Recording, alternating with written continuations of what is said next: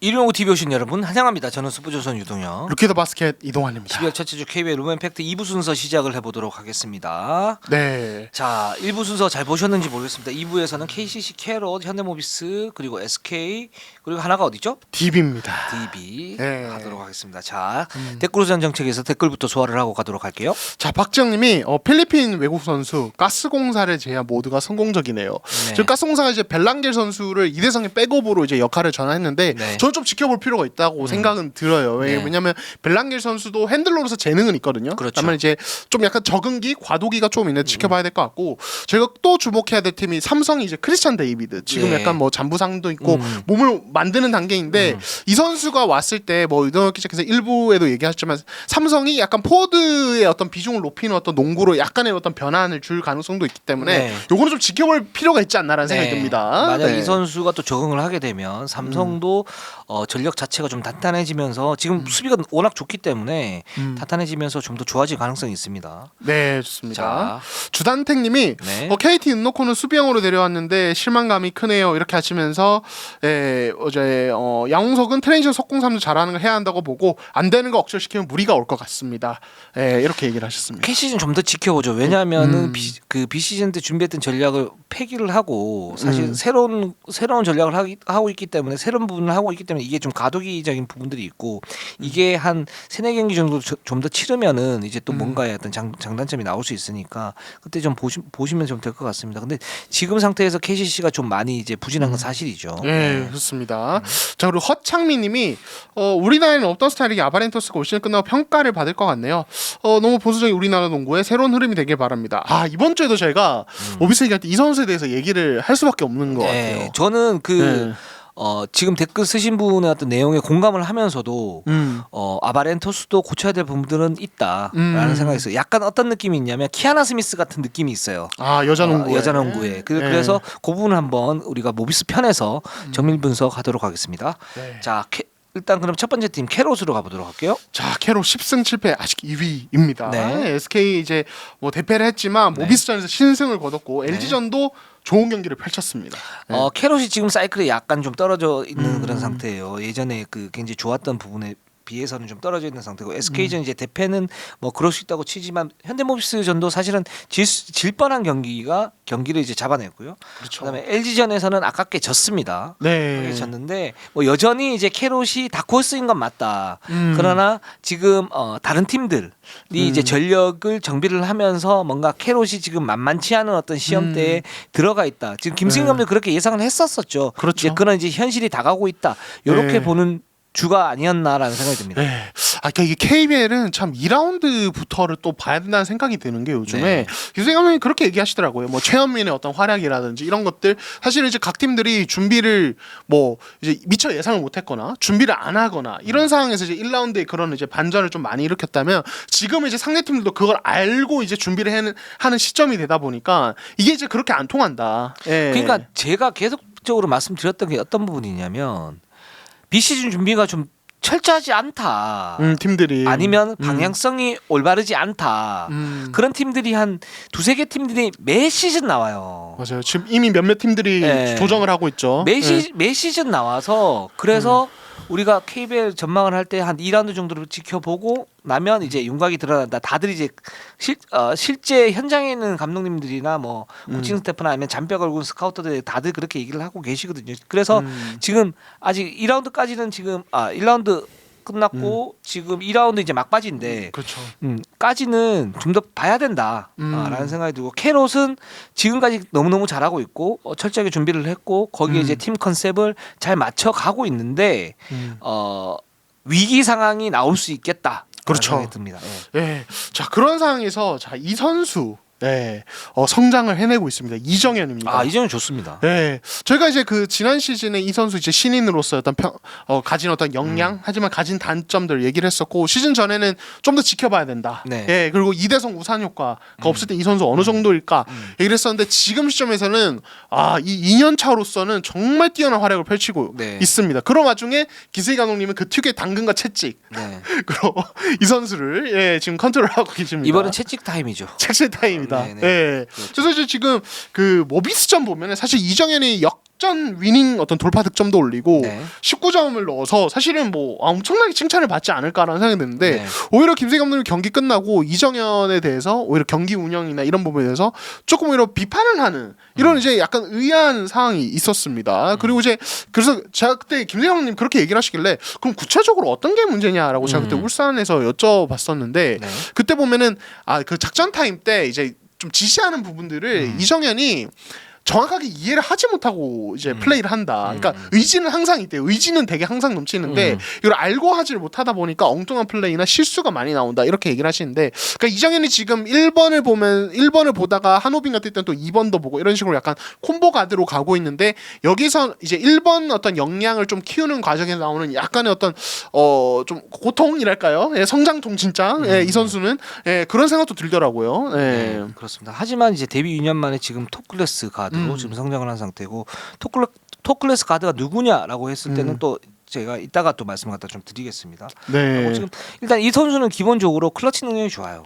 아주 좋습니다. 네, 네. 폭발력도 있고요. 이 부분은 사실은 이제 자기가 가지고 있는 재능이고 그 재능을 개화시킨 거죠. 그러니까 노력으로 인해서 터트리는 건데 이 부분은 어떤 팀에 데려다 놔도 이 선수는 그렇게 할 것 같습니다. 네, 정말 재능이 뛰어난 선수고 그래서 이제 이 김세희 감독님의 스타일에 대해서 좀 이제 좀 얘기가 나오더라고요. 그러니까 이게 그러니까 최근에 또 인상공사 KLC 같은 경우는 김세희 감독님 완전히 김세희 감독님과 다른 스타일로 그렇죠. 선수들을 또 이제 다루시는데 그렇다 보니까 이 이정현에 대한 이 김승기 감독님이 약간 혹독한 어떤 태도가 이게 성장을 위한 이제 적절한 책질이냐 아니면은 이거 너무 플레이 하나하나에 너무 좀 과도하게 간섭을 하는 게 아니냐 이런 부분에 대해서 좀 논쟁이 좀 많더라고요. 네.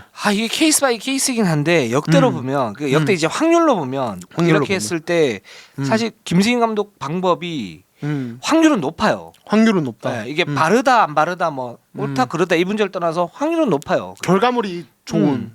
그렇죠. 그러니까 그건 뭐냐면 이제 어떤 프로에 진출한 선수들이 기본적으로 좋은 선수들이 하더라도 약점이 있는 거고 그 약점을 이제 고쳐야 되는데 그 약점을 고치기 위해서 스스로 노력을 분명히 해야 되는 부분이죠. 노력을 해야 되는 부분인데 그게 잘 안 되는 경우가 그동안 많았었어요. 예. 근데 그거를 이제 집으면서 뭔가 계속적으로 이제 보충제를 주는 건데 그러면서 김승희 감독 같은 경우에는 좀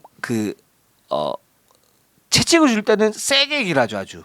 그렇죠. 예, 또 당근을 줄 때는 한없이 주죠. 이제 이런 김승희 감독 특유였던 코멘트 기복 때문에 그렇게 보이긴 하는데 이게 나쁜 방향으로 가고 있는 건 아닌 것 같고 만약에 이정현 선수가 여기서 감당을 못할 것 같으면 김승희 감독의 어떤 방법들이 좀 잘못된 거죠. 소심한 선수라면. 근데 지금 클러치 능력이나 이런 부분 때 이 선수가 소심한 선수 같지는 않거든요. 그러니까 이렇게 했을 때는 좀 더 성장하는데 어떤 기폭제가 되지 않을까 이런 생각이 듭니다. 네, 한번 좀 지켜보도록 하겠습니다. 네. 좀 이정현의 스텝업.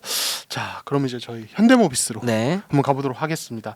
현대모비스 9승 7패 3인데요. 자, 이 팀 연승 달리다가 네. 지금 이제 LG 캐롯에 잇따라 패했습니다. 네.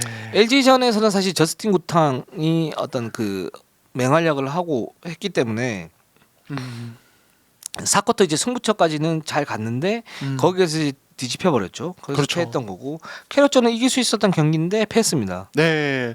자, 이런 과정에서 현대모비스가 최근에 이제 이 녹스를 심스로 교체했고 심스가 이제 4경기 정도 뛰었는데 네. 이 선수의 실질적인 현재 시점에서 기량이 사실은 좀 기대 이하입니다. 왜냐하면 전자랜드 시절 1옵션으로 왔을 때 뭐 폭발력은 좀 떨어져도 되게 건실한 느낌이 있었고 그런 게 있었는데 지금은 뭔가 좀 이제 그냥 기량 자체가 약간 미달인 느낌을 주거든요. 이렇다 보니까 프림이 사실상 1옵션 역할을 수행하고 있고 이제 프림이 가진 이 문제점들 이게 약간 드러나면서 팀에 약간 영향을 주는 이런 상황이 좀 나오고 있습니다. 그렇죠. 네. 심스 같은 경우는 지금 보면 저조해요. 이동환 말대로 저조한 건 맞고 근데 그게 이제 일단은 몸 상태를 끌어올려야 되는데 아직 몸 상태가 정상은 아니다. 그래서 한 3경기 4경기 정도 더 보면 이 선수가 어느 정도 나올 건지 물론 이제 뭐 폭발적으로 득점을 많이 한다든가 이런 스타일은 선수는 아니고 이 선수를 데리고 왔을 때는 골 밑에서의 어떤 안정감 2대2 공격에서의 어떤 받아먹는 득점 그리고 세로 수비 이런 부분을 기대하고 데리고 온 거 아닙니까? 그렇죠. 이제 그런 부분이 되느냐 안 되느냐 그렇게 된다 그러면 사실 현대모비스는 좀 더 탄탄해지는 거고요. 그렇죠. 네, 그렇게 안 된다 그러면 또 이 선수도 바꿔야겠죠. 그렇죠. 네. 예. 그 상황 이런 상황 속에서 이제 프림의 의존도가 높은데 제가 볼 때 프림에 대한 의존도는 높으면 안 돼요. 높으면 안 된다. 이 선수는 한 25분 정도 그러면서 폭발력을 유지하는 그런 이제 상황으로 가야 되는데 예상보다는 지금 잘해오고 있어요. 이제 얌전하게 그렇죠. 잘해오고 있는데 결국은 이 선수도 이제 어떤 파울 트러블 그리고 거기에 따른 어떤 변수들 네. 이런 부분이 좀 많기 때문에 그렇죠. 네. 지금 거기에서 어떤 그 약간의 밸런스가 맞지 않는다 외국인 네. 선수 이렇게 볼 수 있을 것 같죠. 그러니까 11을 한 중순에서 하순으로 넘어가는 타이밍이 이 선수가 엄청난 위력을 발휘했는데 그때 보면 이제 뭐 함지인과의 어떤 하이로우 게임이라든지 네. 어떤 이제 국내 자원들이 이제 프림이 로우 포스트에 자리 잡는 어떤 타이밍 이런 것들을 굉장히 적극적으로 봐주는 어떤 공격 네. 그리고 프림이 마무리를 워낙 잘하기도 했는데 최근에 이게 상대 팀들이 이제 어느 정도 일으키고 좀 이제 이거를 좀 견제를 하다 보니까 프림의 어떤 페인트 중 야투 성공률이 기록적으로 확 떨어졌어요. 최근에 그렇죠. 되게 기복이 심해졌고 여기에 이제 캐롯전을 보면은 현대모비스 막판에 동점 만들었는데 이 선수가 백코트 하면서 공을 두 번을 쳐가지고 예, 상대 선수가 잡은 공 치고 또 한 번 공 쳐내고 이러면서 테크니컬 받아서 캐롯이 바로 자유투 한 개 넣고 다시 캐롯이 리드 가져가는 그렇죠. 승부처에서 조동현 감독도 끝나고 이제 불필요한 행동이었다 이렇게 네. 지적을 했는데 이 선수가 지금 가지고 있는 그런 어떤 그 성격 그리고 이제 어린 나이이기 때문에 더 컨트롤이 안 되는 것 같은데 이거는 제가 봤을 때는 갑자기 확 바뀌기는 어려운 것 같아요. 맞아요. 진짜 유동 기자 말씀대로 한 20분에서 25분 정도로 출전 시간을 조절하면서 그 리스크를 그냥 줄여주는 게 맞지. 프림이 너가 바뀌어야 된다 이렇게 하기에는 아직 너무 어린 나이가 아닌가라는 생각도 들거든요. 맞아요. 그래서 네. 빼줘야 돼요. 네, 그때 그런 진주가 네. 보일 때. 그러니까 지금 모비스에 딱 좋은 거는 심스가 좀 몸을 끌어올리고 경기를 끌어올려서 한 2년 전에 션농의 어떤 리스크를 버넌 맥클린이 안정적으로 커버해 준 것처럼 그렇죠. 심스가 좀 그 리스크를 커버를 해주는 게 되게 안정적인 구조가 아닐까라는 생각도 듭니다. 그리고 또 하나는 네. 지금 이제 현대모비스의 어떤 골밑 포스트업 공격 프림이 워낙 좋으니까 비중이 좀 높은데 이걸 이제 2대 공격하고 좀 비중을 좀 이제 변화시킬 필요는 있죠. 이제 그런 어떤 변화된 부분들이 좀 감지가 좀 되고 있는 그런 상태고 그래서 현대모비스가 지금 녹화 당일인 5일 날 저희 DB하고 게임이 있는데 그때 또 어떤 모습을 보일지 또 궁금합니다. 네 그렇습니다. 자, 근데 이 선수 지금 아바렌토스 셀렉션이 이번에는 아바렌토스가 틀렸어요. 이거 들렸다. 네. 이 캐롯전 마지막 장면 많이들 보셨을 텐데 네. 마지막에 이제 그 역전 기회에서 그 한 점 차에서 풀업 3점을 예 물론 이제 뭐 인앤아웃이라죠. 그냥 두둑 맞고 나와서 네. 되게 뭐 아쉬운 장면이었지만 경기 끝나고 이제 조동현 감독님은 공개적으로 좀 이제 아쉬움을 표했습니다. 특히 이제 뭐 그 전의 상황들도 최현민을 함준이 막는 그 미스매치 상황이기 때문에 네. 함준을 더 살려줬어야 된다라는 이야기도 하셨고 그리고 마지막에 그렇게 3점 얻어낼 게 아니라 상대 팀 파울이니까 그냥 약간 이제 컨택을 유도를 해서 파울을 얻어냈으면 굉장히 쉽게 2점을 만들 수 있다. 그런 운영이 아쉽다. 아직 어려서 그런 것 같기도 하다라는 얘기를 하셨습니다. 네. 아바렌토스가 커리가 되고 싶다고 그랬었잖아요. 그렇죠. 네. 예. 그 빙의가 아닌가라는 생각이 들어요. 근데 이거는 네. 굉장히 좀 뭐랄까 이거는 아닌 것 같아요. 이건 아니다. 이거는 농구 화법에서는 이 플레이는 아니에요. 아니다. 예. 그 진짜 커리 아니면 커리나 뭐 이제 정말 절대적인 에이스 릴라드 뭐 이런 선수들 아니면 안 되고 그러니까 근데 한 점 차잖아요 기본적으로. 그렇죠. 예. 예. 그렇게 되면 확률 높은 공격을 택해야 되는 게 맞는 거죠. 그렇죠. 네. 예. 이 부분도 뭐 아바렌토스가 이제 수정 가능한 부분들이니까 좀 이제 고쳐야 될 부분 같고요. 네. 그렇죠. 예. 근데 이제 전체적으로 이렇게 보면 아바렌토스는 이제 수비가 강한 편은 아닙니다. 약하죠. 네, 예. 그 매치업 헌팅도 약간씩 당하는 것 같고 강한 편은 아니고 그리고 이제 기복이 있어요. 이 기복이 있는데 이제 이선 알바노하고 지금 비교를 갖다 좀 해보면 이 선수도 그런 이제 어떤 그 플레이에서 그런 이제 흐름을 굉장히 많이 타는 것 같아요. 근데 그게 외곽 기반이에요. 그러니까 이선 알바노는 좀 다른 게 뭐냐면 그 선수는 석점도 던지지만 미드레인지 점퍼가 기반이잖아요. 그래서 또는 돌파. 그렇기 때문에 뭐랄까 이제 그 플레이가 확률이 높을 뿐만 아니고 이선 알바노 특유의 어떤 냉정함. 그러면서 삼성전에서 그 잡았을 때 보시면 흐름이 굉장히 안 좋은데도 끝까지 파고 들어가서 최대한 확률을 높이면서 뭔가 슛을 던지고 거기에서 팀의 어떤 그 추격 흐름을 이끌어내잖아요. 그런 이제 끈끈함이 있어야 되는데 아바렌토스는 그 끈끈함이 그렇게 많지는 않고 그 끈끈함이 많지 않기 때문에 이런 불안한 슈팅 셀렉션이 나오는 것 같아요. 네. 그 저는 알바노와 이제 그 둘의 어떤 성향 차이 말씀해 주셨고 요것도 하나 있다고 보는 게 그러니까 이 가드 특히 이제 해외 이제 뭐 NBA LCK나 이런 해외 무대 가드들에서 네. 특히 나타나는 특징인데 알바노 같이 이제 좀 약간 샷 셀렉션을 그 상황마다 정확하게 가져가는 가드가 있는가 하면 네. 몰아치는 식으로 슛을 던지는 스타일의 가드들이 있어요. 네네. 예, 완전히 다른 성향이죠. 네. 예, 그러니까 약간 내가 핫핸드다. 지금 오늘 감이 좋다 싶으면은 두 개 세 개를 조금은 그냥 무리하더라도 내가 지금 감이 좋으니까 그냥 던져버리는 거예요. 예, 그런 식으로 몰아치는 데 던지는데 이런 선수 특징이 뭐냐면 몰아치는 식으로 던지니까 몰아치는 식으로 많이 넣기도 하지만 몰아치는 식으로 많이 실패하기도 하고 무리한 샷 셀렉션이 항상 기반이 됩니다.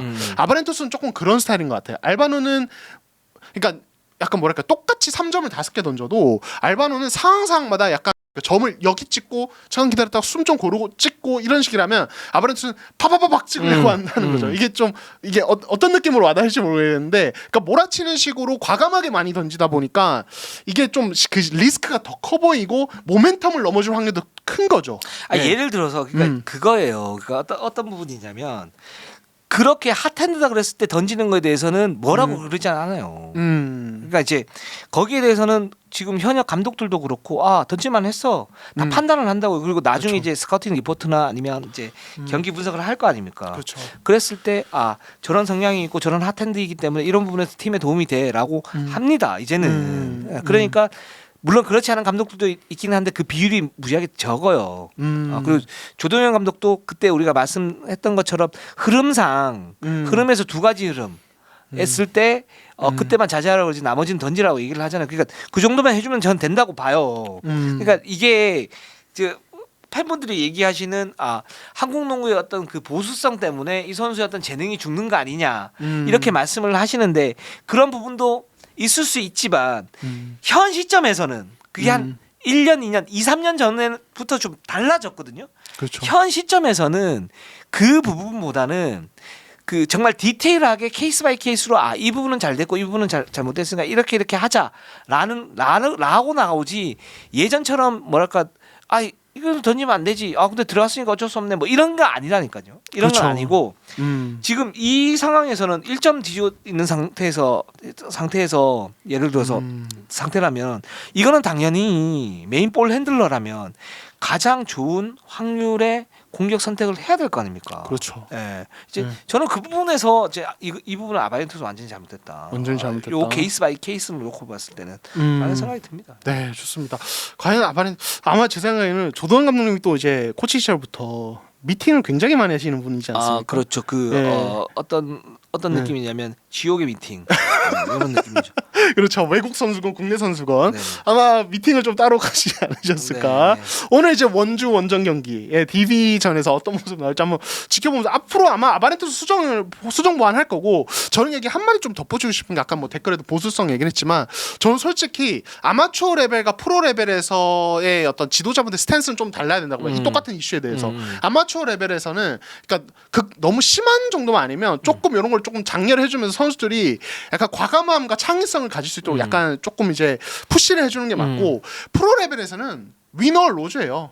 지면은 그게 뭐 어떤 문화를 받고 이런 거 떠나서 안 좋은 플레이인 거예요. 예, 그러니까 프로 레벨에서는 선수들이 오히려 내가 가진 과감함과 창의성을 팀 승리로 가는 방향으로 알아서 절제를 하고 이렇게 좀 컨트롤을 할 줄 알아야 된다라는 생각이 들어요. 그래서 저는 이게 프로 레벨에서는 저는 어느 정도 지도자분들의 약간 그런 조금 약간 이제 약간 그 틀을 가지는 부분이 저는 오히려 조금 이해가 되는 측면도 저는 개인적으로는 있습니다. 아니 승부처에서 확률 싸움 하는 건 NBA가 더 세게 한다니까요. 그렇죠. 예. 예. 그러니까 레벨 높은 선수들이 훨씬 더 세게 하고 자기가 스스로 믿기가 되기도 하고 그리고 자기가 정말 자신이다 그랬을 때 던져요. 예. 그러니까 그 부분을 좀 잘 파악을 했으면 좋겠습니다. 네, 좋습니다. 자 SK로 한번 가보도록 할게요. 자, SK 8승 9패 5위입니다. 자, 캐롯 잡고 LG 잡고 지금 이제 I팀 날개 달았습니다. 좋습니다. 최준영, 최성원.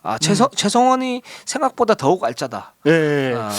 그러니까 상무에서 전역해서 이 정도로 이제 확 영향을 주는 선수가 많지 않은데 준비도 되게 잘했던 것 같고 전철 감독님이 그러니까 저는 사실 솔직히 그런 생각은요. 아 상무에서 왔고 지금 이 팀에 오재현도 있고 이제 다른 뭐 최원혁도 있으니까 굳이 최성원을 무리시키지 않지 않을까. 조금 이제 상황이 필요할 때 한 번씩 투입하지 않을까라는 생각했는데 바로 이렇게 적극적으로 활용하시는 걸 보면서 아 전시가 감독이 큰 그림을 그리고 있었구나. 그리고 또 네. 하나 뭐냐면 SK가 지금 좋은 게 그러니까 이제 원래 상무에 들어온 선수들이 보면 이제 그 조직력에 이제 적응하지 못해서 약간 좀 뭐랄까 버벅거리는 경우도 많고 기량에 비해서 경기력이 떨어지잖아요. 근데 SK는 조금 다른 게 어떤 부분이냐면 SK는 기본적으로 틀은 다 갖추고 있었어요.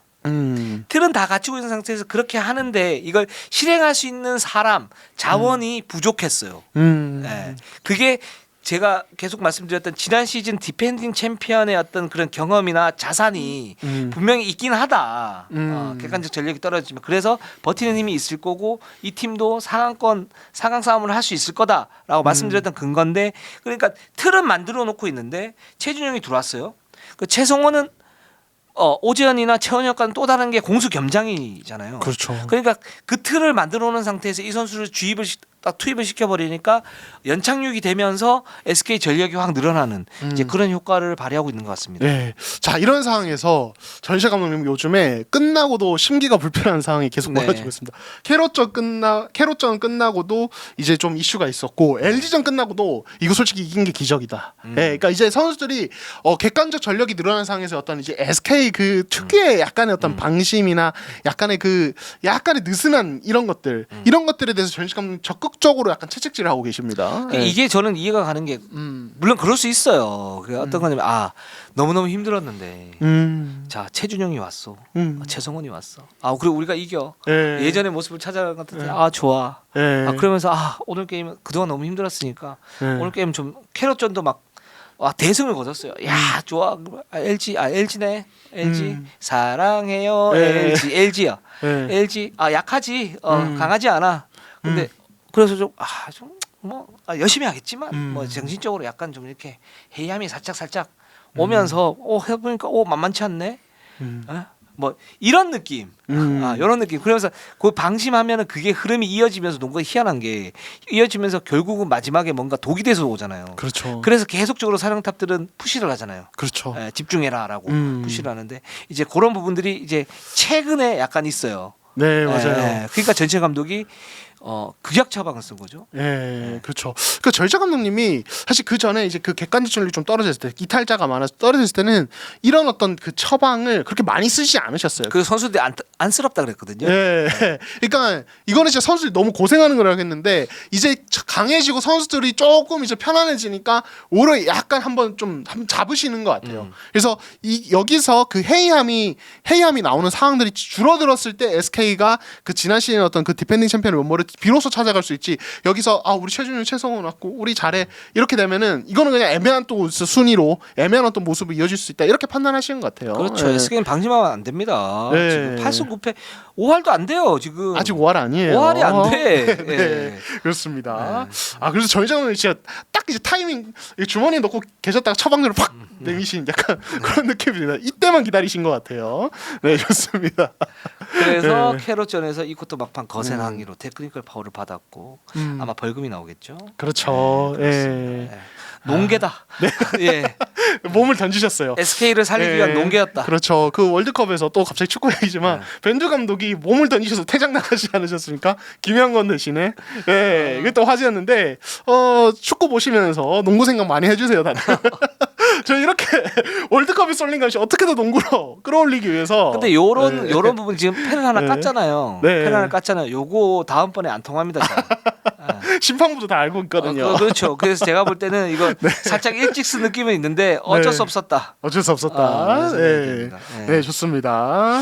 그리고 자 DB로 한번 가보도록 할게요. 자, DB 7승 9패 7입니다. 지금 이 팀 연패가 엄청 길어졌다가 이 삼성전 잡으면서 조금 이제 좀 분위기를 추스렀습니다. 삼성전 승리는 굉장히 큽니다. 한 네. 뭐 체감상으로 따지면 10승 정도 네. 느낌이에요. 그러니까 왜냐하면 DB가 계속 연패를 타면서 6연패인가요? 그렇죠. 했었었고 그 다음에 이제 이날 경기도 굉장히 안 좋았어요. 전반에 뭐 삼성에게 완전히 말리면서 23점인가 넣었었잖아요. 맞아요. 공격이 네. 그 공격의 근본이 없어 이 팀. 전반에 이렇게 보면 제가 계속적으로 말씀드리죠. 이 팀이 안 그래야 되는 팀인데 근본이 흔들려요 지금 이 팀이. 맞아요. 예. 네. 그래서 근데 누가 잡아줬냐? 자, 이선 알바노가 잡아줬습니다. 알바노. 저는 이 선수가 단언컨대 우리가 변준영에 대해서 MVP라 얘기했잖아요. 저는 현 시점 지금 시점에서 리그 최고에 가는 이선 알바노라고 생각해요. 알바노 생각합니다. 삼성전 보면 이제 14점에 8리바운드 8어시스트 기록했고 4쿼터 승부처에서 다양한 옵션 통해서 그리고 수비까지 해내면서 경기를 그냥 지배했다. 그러니까 DB가 그래서 결국 역전승을 거두지 않았습니까? 이 선수 진짜 희한한 게 뭐냐면 공격이나 수비나 활동력 자체가 줄어들지 않아요. 굉장히 힘들어하는데, 그러니까 수비에서도 2대2 수비 체크 다 해주고요. 그렇죠. 그 다음에 박스아웃 다 해주고요. 거기에 이제 스틸 나가는 그 굉장히 노련해요. 그래서 이제 패싱 레인 차단하면서 이제 스틸 나가는 부분들도 적극적으로 해주는 그런 상태이고, 공격에서는 말할 것도 없죠. 메인볼 핸들러인데 주득점원이에요. 그렇죠. 예, 그리고 돌파 다 하고 거기에서 빼주고 다 빼주고, 그래서 14득점 8어시스트 8리바운드입니다. 대단합니다. 네. 예. 그러니까 이 선수는 진짜 뭐 저희가 뭐 전에도 뭐 알바렌토스와 비교를 좀 많이 했었지만 컵대회 네, 때부터 네. 되게 차가운 심장을 가지고 있는 것 같아요. 맞아요. 이게 가드로서 가져야 될 덕목이지만 네. 쉽지 않거든요. 그렇죠. 예, 이 선수 그걸 가지고 있고 정말 똑똑하게 농구를 알고 하는 선수라는 생각이 들어요. 흐름에 전혀 지배받지 않는다는 게 음. 굉장히 좋고, 그래서 자기 흐름으로 이 게임 흐름을 가지고 올 수 있다는 게 저는 최대 장점인 것 같고, 이거는 국내 선수들 특히 신예 선수들이 꼭 배워야 될 부분이라고 생각이 듭니다. 경기하는 거 보면 그래서 왜 KCC 전차진 감독이 정말 냉정하다, 대단한 선수다라고 얘기했던 게 왜 그런지가 딱 나온 그런 경기였습니다. 그렇습니다. 그래서 사실 뭐 이번 시즌에 뭐 국내 가드들과 필리핀 가드들의 어떤 경쟁도 펼쳐지고 있고, 이번 시즌 원탑 가드가 누냐 뭐 방금 얘기하셨지만은 이 알바노는 시즌 끝날 때 또 한번 저희가 얘기를 해야겠지만 지금 KBL 베스트 5는 MVP 후보에도 이름을 올릴 수 있는 레벨의 정말 높은 수준의 플레이를 보여주고 있다, 이렇게 말씀드릴 수 있을 것 같아요. 그렇죠. DB가 성적이 좀 되면 이 선수는 이제 MVP 급으로 갈 수 있고, 지금 현 시점 최고 가드는 한 5명 정도 추스릴 수 있는데요. 알바노, 이대성, 변준영, 이정현, 캐롯의 이정현, 김선영, 그렇죠. 이렇게 볼 수 있는데 저는 알바노가 지금 탑이라고 생각합니다. 그렇습니다. 네. 진짜 이 알바노가 과연 그러니까 저는 이게 여기서 저희가 바로 연결을 지어야 될 게, 지금 두경민이 부상으로 빠졌습니다. 이 그렇죠. 팀이. 네. 근데 그러니까 저희가 지난주에도 얘기를 했죠. 이 두경민의 샷 셀렉션의 어떤 이제 안 좋은 플레이들 이런 네. 것들이 이제 좀 나오고 있는데, 오히려 알바노가 지금 두경민 빠지고 메인 핸들러 맞고 좀 이제 하면서 조금 더 오히려 뭔가 백코트진의 어떤 뭐랄까요, 경기력에 막 널뛰는 모습이 좀 줄어들고 안정감이 생긴 것 같아요. 예, 그런 부분이 있고, 그러니까 그걸 이제 알바노한테 맡겨두니까 하는 거거든요. 그게 탁월한 볼 핸들러가 팀을 어떻게 변화시키느냐의 어떤 대표적인 예가 사실 알바노라고 할 수가 있고, 사실은 지금 정호영 들어가 있죠. 그리고 또 이준희 뭐 이런 선수들이 그쵸. 있으면 불안할 수밖에 없는데 그걸 알바노가 다 커버를 하고 있다라는 생각이 들고, 근데 여기에서 이제 두경민이 있어야죠. 있어야 이 DB의 백코트진이 굉장히 강력해지면서 프런트 코트진과 같이 조화를 이루고 DB가 올라갈 수 있는 그런 확률이 생길 거 아닙니까? 근데 지금 DB 두경민은 지금 2년째 부상인데, 그래서 들어갔다가 빠졌다가 들어갔다가 빠졌다 그러는데, 과연 이 선수가 그럼 지금 부상 상태가 어떠냐, 이게 굉장히 좀 중요할 것 같아요. 자, 이 선수가 이제 공백 기간이 한 2주 정도 되고 이제 이번 주 말 정도에 네네. 이제 뭐 나올 수도 있다는 얘기가 있는데, 그러니까 가스공사 때랑 패턴이 비슷하거든요. 나오다 말다 그렇죠. 또 상태 안 좋아지면 한 1, 2주 결장하다가 네. 또 나오다가. 근데 그렇게 되면서 나올 때도 경기력이 기복이 엄청 심해지면서 그렇죠. 네. 이게 약간 뭐랄까, 경기를 약간 안 좋은 의미로 지배를 해버리는 이런 그렇죠. 좀 모습이 있었거든요. 네. 맞습니다. 그러니까 그래서 이 선수가 과연 그러면 막판에 지금은 이렇게 할 수밖에 없는 거고, 왜냐하면 비시즌 때 이제 그 무릎 관절염 수술을 했는데 그 이제 뼈 조각이 좀 돌아다니는 그런 부분 때문에 거기를 이제 깨끗하게 청소를 했어요. 그리고 재활을 했고 이제 컵대회 때 뛰었는데 거기에서 좀 안 좋아졌다가 다시 이제 뛰었다가 또 지금 이렇게 되는 거 아닙니까? 이게 그럼 5라운드, 6라운드 또는 플레이오프 때 과연 이 선수가 그러면 정상적으로 뛸 수 있느냐, 이 부분이 굉장히 중요하잖아요. 네, 그렇습니다. 근데 지금 이렇게 보면 지금 부상 부위는 오른쪽 무릎이 아니고 왼쪽 종아리입니다. 그러니까 보통 잘 아시다시피 오른쪽이 좀 가버가 걸린다 그러면, 오른쪽이 문제가 있다 그러면 왼쪽에 가버가 걸리고, 그러면 그렇죠. 왼쪽에 부상이 생길 수 있는 확률이 높아지죠. 이제 그런 차원인데, 왼쪽 종아리가 지금 뭐 어디 찢어지거나 그런 건 아닌데 살짝 좋지 않다라고 해서 일단은 2주였고 지금 한 1주 정도 됐으니까 10일 정도 되면 이제 나올 수 있다라는 얘기들은 해요. 근데 나왔을 때 그럼 과연 또 그럼 어떻게 갈 것인가라고 봤을 때는 구단 내부에서는 올 시즌 두경민이 15분에서 20분 정도 이렇게 출전 시간을 조절을 하면서 계속 가야 될 것 같아. 즉 이제 오른쪽 관절염 무릎 수술한 데는 괜찮긴 한데 약간 불안하다. 예를 들어서 이가 있으면 이가 충치가 생긴 건 아닌데 좀 시려. 그래서 밥을 계속 먹으면 안 되고 한 끼나 한 끼 반을 먹으면서 약을 먹어줘야 되는 이제 그런 상태라고 보시면 돼요. 그래서 아마 올 시즌 내내 계속 이렇게 갈 수 있을 것 같고 만약에 플레이오프를 간다 그랬을 때는 조금 더 뛸 수 있겠죠. 그렇죠. 예, 그 상태가 아닌가라는 생각이 듭니다.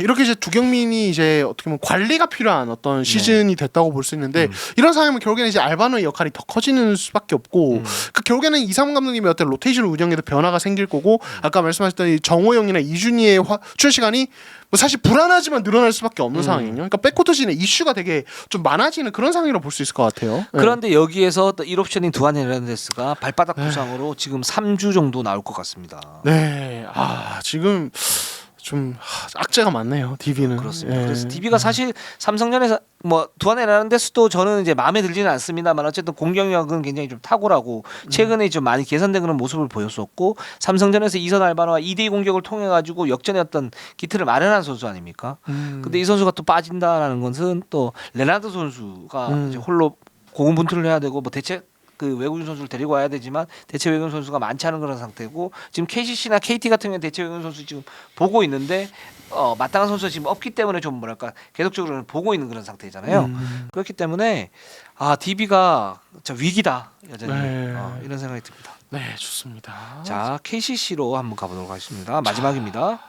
이 팀도 사실 최근 분위기 좋진 않습니다. 네, 6승 7패 현재 공동 9위고요. 지금 가스공사전 대패를 했고, 자 KT전 승리하면서 분위기 반전이 일어났지만 뭔가 아직 근본적인 어떤 반전이 일어나지는 않았다. 좀 아직은 좀 이제 지켜봐야 되는 상황입니다. 이 팀은 냉정하게 얘기를 하면 희생 정신이 가득한 선수들이 있어요.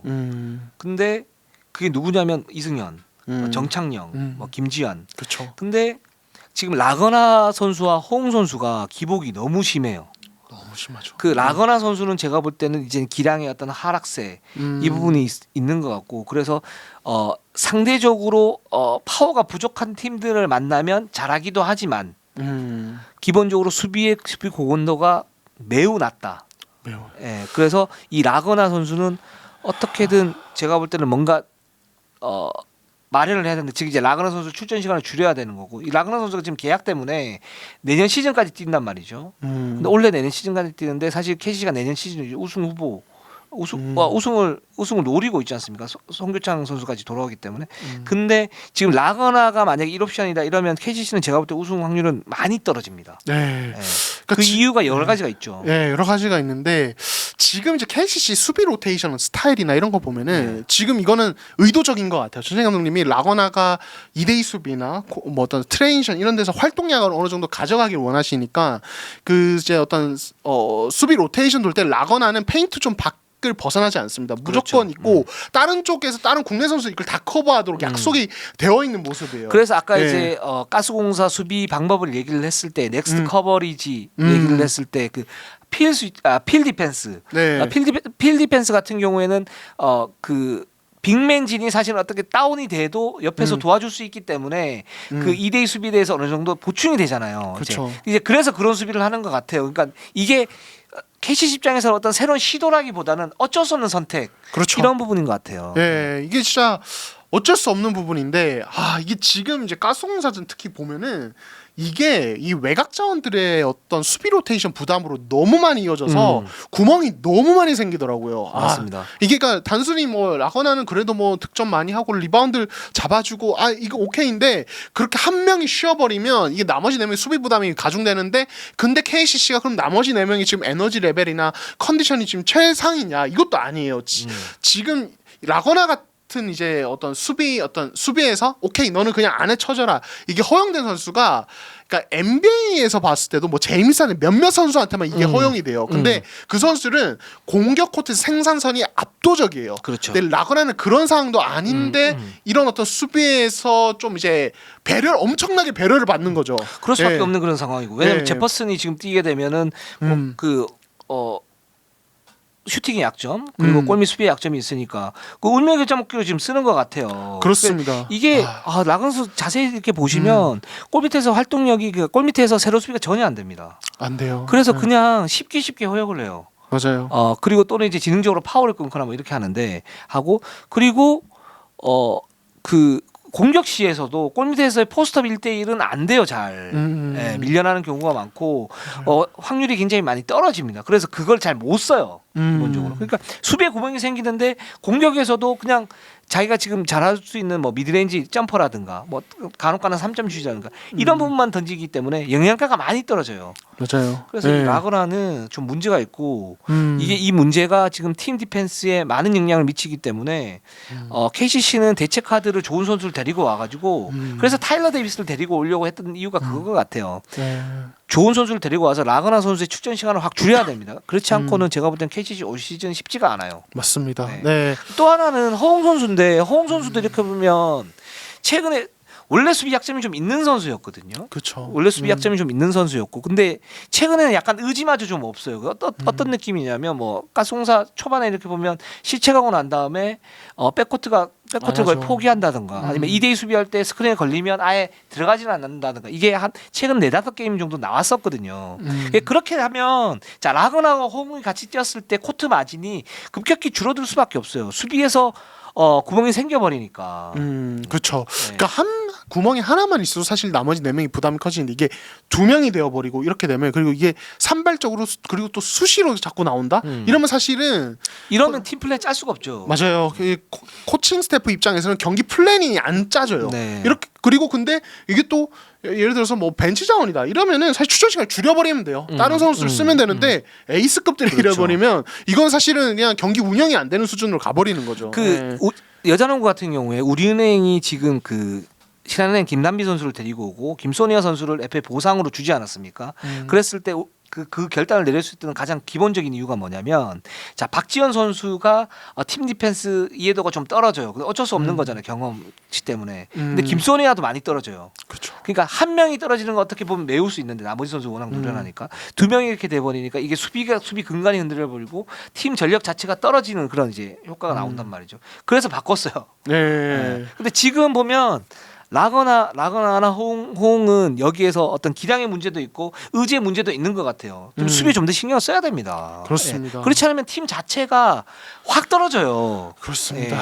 예. 그래서 지금 이제 가스공사전 패배는 딱 뭐랄까 이게 극단으로 갔을 때 네. 어떻게까지 갈 수 있나. 네네. 오죽하면 뭐 경기 끝나고 전생 감독님도 오는 경기 정말 할 말이 없다 네. 하고 바로 나가셨을 정도였으니까 이거 진짜 어떻게 보면은 근본적인 해결책이 없으면 이게 좀 뭐 KD전 좀 잠깐 좋아졌다가 선수들이 좀 집중력을 좀 끌어올려서 또 무너지고 이게 반복의 어떤 연속이지 않을까라는 걱정이 듭니다. 그리고 허웅 선수는 제가 볼 때는 지금 개념이 살짝 헷갈릴 수 있는 게 뭐냐면 7억 5천을 받고 왔잖아요. 그러니까 이제 메인볼 핸들링을 만든단 말이죠. 근데 제가 볼 때는 이 선수는 메인볼 핸들러를 맡았을 때 간헐적으로 잘할 수 있지만 좋은 수비수를 만났을 때는 많이 힘들 수 있어요. 그러니까 공격 효율이 떨어질 수 있어요. 근데 허웅 선수의 최대 장점은 뭐냐면 디비전에서 보여줬다시피 오프드볼 움직임에 대한 간결한 슈팅 맞아요. 그리고 간결한 플레이 거기에 따른 폭발력이잖아요. 근데 KCC에서는 그렇게 못하는 부분도 있을 수 있어요. 근데 더 해줘야 돼요. 오프드볼 무브를. 그러면서 공헌도를 끌어올려줘야 되는데 지금 허웅 선수 이렇게 보면 자기가 볼 핸들러를 하고 있을 때는 2대 공격을 하면서 뭔가를 만들어내긴 해요. 근데 그 효율이 좀 떨어져요. 오프드볼 움직임 별로 없어요. 네. 체력적인 어떤 부담감이 있다는 건 알겠어요. 근데 수비를 그렇게 많이 안 하는데 공격에서 그렇게 한다. 이렇게 되면 이 허웅 선수 자체가 떨어질 수 있어요. 기본적인 레벨 자체가. 그렇죠. 이 선수의 가장 큰 장점은 오프도볼 움직임입니다. 네. 거기에 따른 간결한 슈팅이거든요. 그렇죠. 네.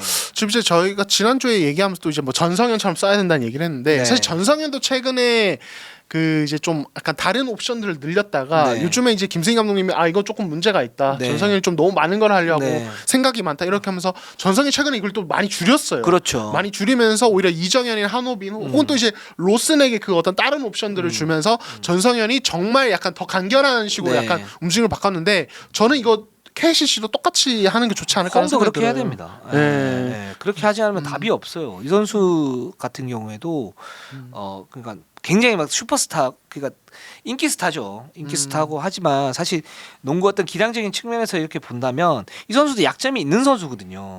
예, 그리고 사이즈가 작고 그렇죠. 그렇기 때문에 지금 잘 생각을 해도 그래서 제가 에이스 성장통이라고 지난주에 말씀을 갖다 드렸는데 이게 만약에 안 고쳐지면 허웅 선수는 계륵이 됩니다.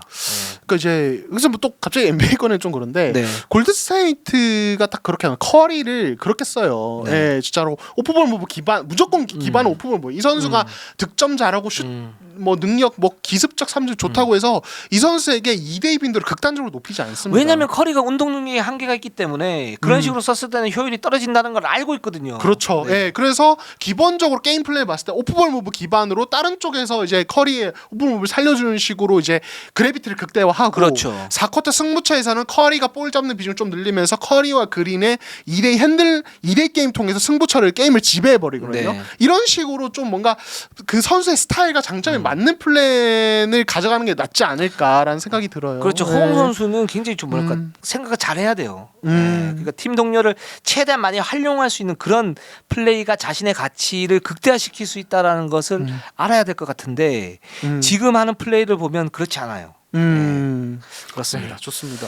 자, 오늘 방송은 여기까지 하도록 하겠습니다. 자, 우리는 항상 최선을 다하겠습니다. 네이버 유튜브 구독 좋아요, 알람 알람. 감사합니다.